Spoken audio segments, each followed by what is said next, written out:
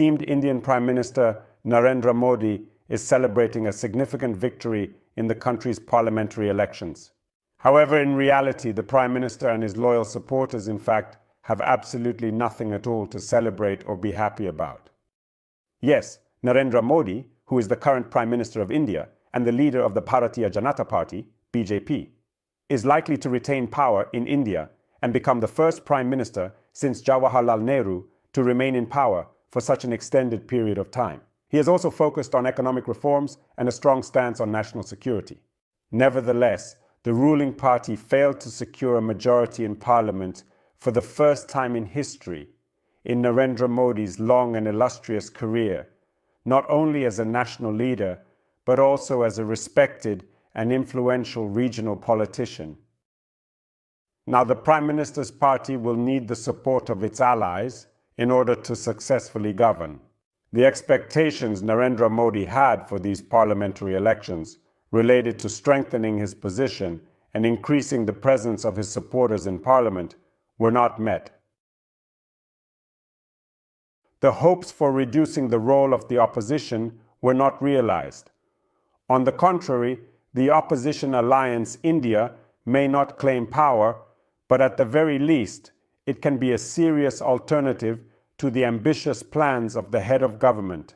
However, when we say that the opposition alliance India cannot indeed aspire to power, we might also in fact be making a serious mistake, as a matter of fact.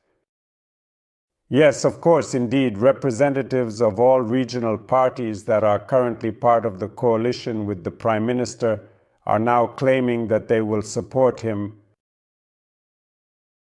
However, it is undeniably and unquestionably clear that the leaders of these regional parties are undoubtedly and truly the genuine kings of the Indian political scene after the recent parliamentary elections. It is evident that representatives of Mr. Modi's party and representatives of the India Alliance will be speaking with them, who is led by one of India's most well-known, renowned, and respected politicians, Rahul Gandhi, a descendant of the famous and influential political dynasty in the country and globally. And even if we assume that today's coalition negotiations, which Narendra Modi will conduct with his allies, will indeed be very definitively successful for the Prime Minister, it does not mean that in a certain period of time, a year, 2, or 3, the coalition will remain viable and a new government will not come to power in India in the near future. Narendra Modi, the current Prime Minister of India, of course, will be prepared for negotiations with his coalition allies, but he is unlikely to agree to all their significant demands related to strengthening the functions and capabilities of the states, because such a willingness to make concessions could undermine his position among his own electorate and further weaken the ruling party's prospects in the next parliamentary elections in the country, which are crucial for maintaining political stability and ensuring continued governance. And these elections, considering the current composition of the lower house of the Indian Parliament, could in fact actually be early. The India Alliance, on the other hand, will indeed find it easier to meet both the requirements and various desires of regional political leaders because at the very end of Indian National Congress Party's rule, it had already carried out successful negotiations on issues that now so concern Narendra Modi's supporters among regional political forces, in fact. All this means, in fact, a rather simple thing. Indeed, we are witnessing instability in one of the largest and most populous countries in the world. In the largest democracy on the planet, in the world, Prime Minister Narendra Modi was counting on stabilization and significantly strengthening his own political and administrative powers.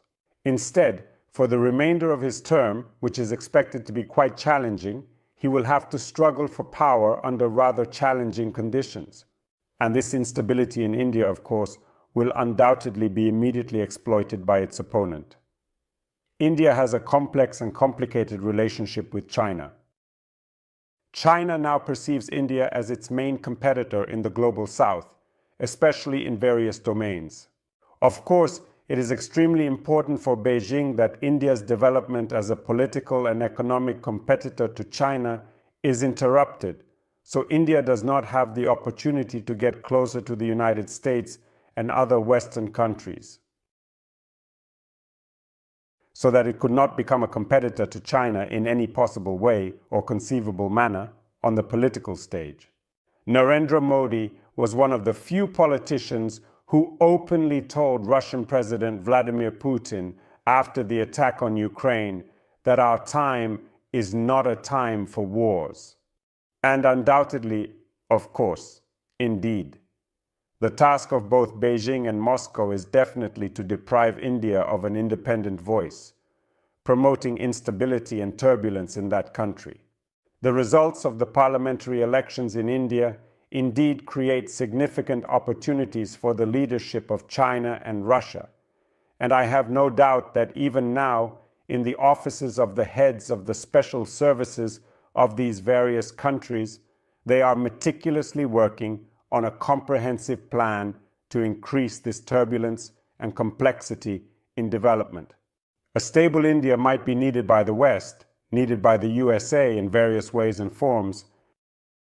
The European Union, China, and Russia, which are major global powers, do not need a stable India that will compete and decide what its economic relations with Beijing and Moscow will be with absolute certainty.